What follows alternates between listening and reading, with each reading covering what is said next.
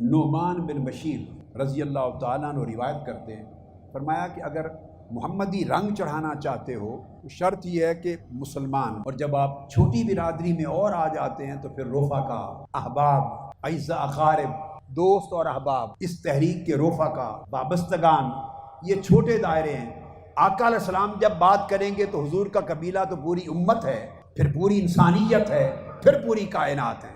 تو آقا علیہ السلام کی بھی سطح ہیں، دائرے ہیں۔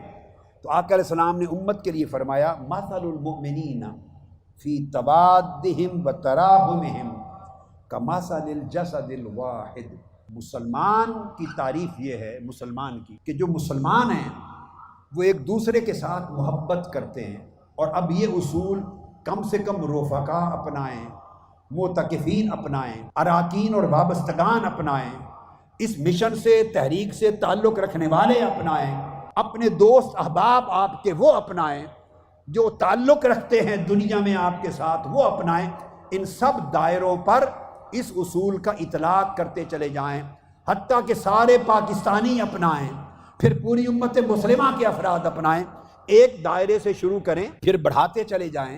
جب ایک دائرے میں آپ پختہ ہو جائیں، حق ادا کر لیں، پھر دائرہ آگے بڑھائیں، پھر اور بڑھائیں، پھر اور بڑھائیں۔ آقا علیہ السلام کی اگر سیرت پاک کی جھلک آپ اپنے اندر دیکھنا چاہتے ہیں اور آقا علیہ السلام کے رنگ میں خود کی اپنی سیرت کو رنگنا چاہتے ہیں، فرمایا پھر میرا رنگ یہ ہے کہ تم محسوس کرو کہ امت مسلمہ کا ہر فرد آپس میں ایسی محبت کرے، ایسی مودت کرے، ایک دوسرے کے ساتھ ایسی رحمت اور شفقت کا پیکر بنے کہ ایک ہی جسم بن جائے۔ تنظیمات کے لوگ بھی سنیں، رفقا بھی سنیں، علماء کونسل کے بھی سنیں، یوتھ لیگ کے بھی سنیں، MSM کے بھی سنیں، ویمن لیگ کے بھی سنیں، معتکفین بھی سنیں، معتکفات، اور ساری دنیا میں جہاں ہم سے کوئی تعلق رکھنے والا، میری نصیحت سننے والا، میری نصیحت کو قبول کرنے والا، مجھ سے پیار کرنے والا، میری دی ہوئی ہدایت پر عمل کرنے والا، جہاں تک ہے دائرہ عمل کا بڑھاتے چلے جائیں۔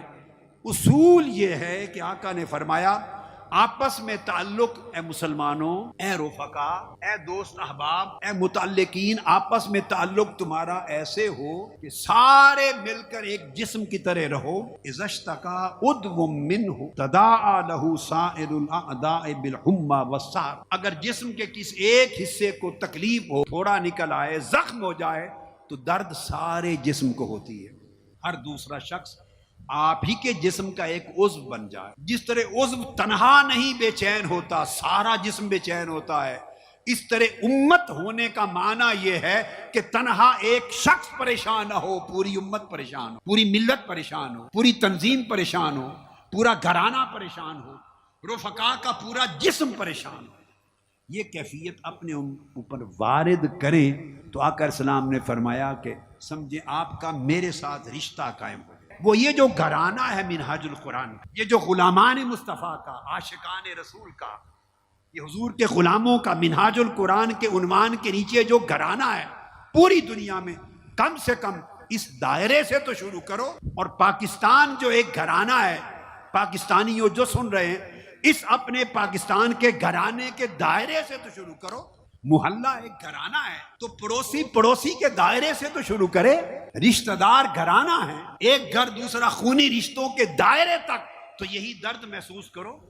اگر یہ درد محسوس ہونے لگے، دوسرے کی پریشانی، دوسرے کی بھوک، دوسرے کا قرض، دوسرے کا الجھن، دوسرے کی تکلیف، اس کا درد آپ کو محسوس ہونے لگے، اور اس اصول کو اگر نافذ کر لو تو دیکھیے خیر کتنی بڑھتی چلی جائے گی۔